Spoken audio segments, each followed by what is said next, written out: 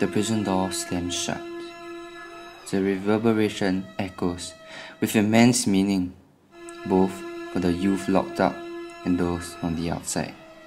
The reality, however, is that once these youth serve their sentence and leave the prison, many doors out there still remain shut.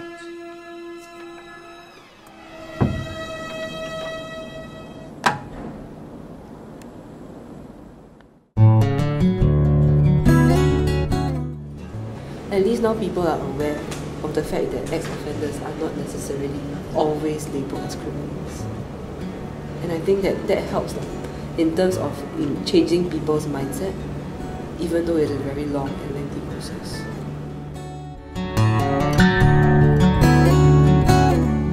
When I went into the prisons as a volunteer, I taught the O-level and A-level class. And you'll be surprised that many of them do better than their peers outside the prison.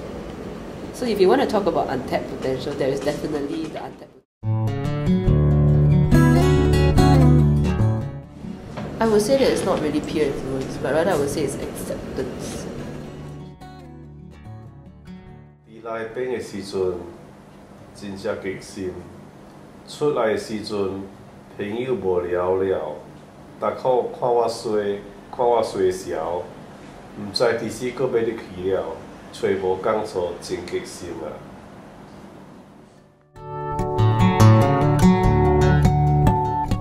So let's say I bring this not so well educated person into your midst.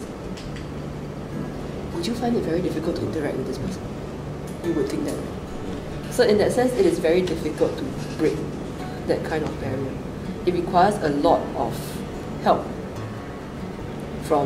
and a lot of open-mindedness from both parties. For that particular ex-offender to try again, to interact with other people that she's not used to interacting with, and for the other people who are supposed to be that positive influence to accept this particular individual. I do believe that the interaction is important, but it will take a lot of open-mindedness for the general public to be very accepting, and for that matter for parents to be willing to expose their own children to such risk. When I came out of the girls' home, I expected my friends to accept me, but in the end, it called me a criminal! A criminal! I'd rather go back to a girls' home where the surroundings are much more familiar and where everybody calls me a 大姐.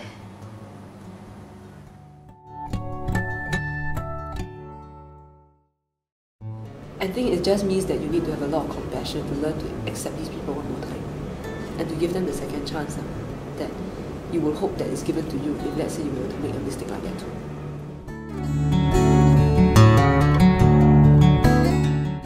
Proposing like long-term interaction and long-term exposure is a good thing, because I think once you hear their stories, right, you won't be so judgmental anymore.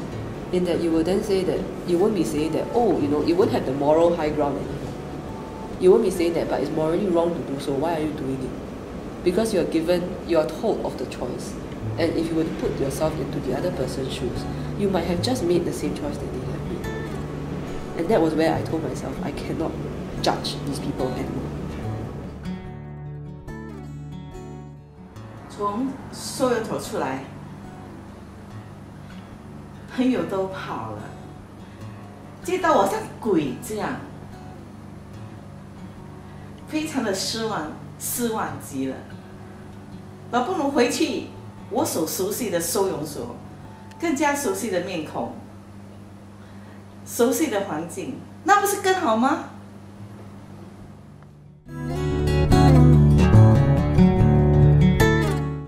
Frankly, I can't do it during term time. But eventually, right, as the story went on, I did. Because I found that it was useful. And I found that it was worth it to do something like that. Worth it because I learned from them and I realized that life is not just about studying. Okay, so that was where I continued to teach. And that was where I continued to volunteer.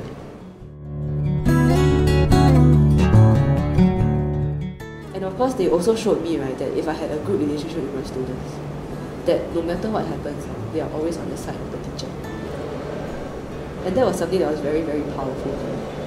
Because in the time where I was teaching there, I broke up with my boyfriend. And naturally I was very, very upset.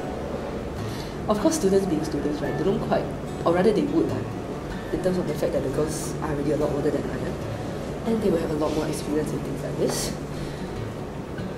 What happened was that on that day when I went into the prison, it was just one day after I had broken up, so I was still very emotionally unstable.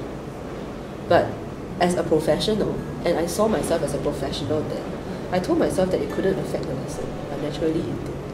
I wasn't as sharp when it came to solving problems on the board. And math is one of those things that, you know, if you miss one thing, everything just cascades.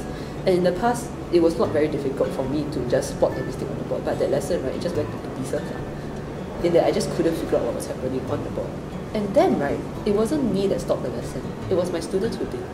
They stopped the lesson and they some of them asked me, what happened? Something's upsetting me. And that actually gave me feedback, right, that as I was concerned for them, they are also concerned for their teachers. And so at that point in time, right, it gave me great satisfaction to know that my relationship with them had gotten up to that point. Then of course when they were released, they continued to keep in contact.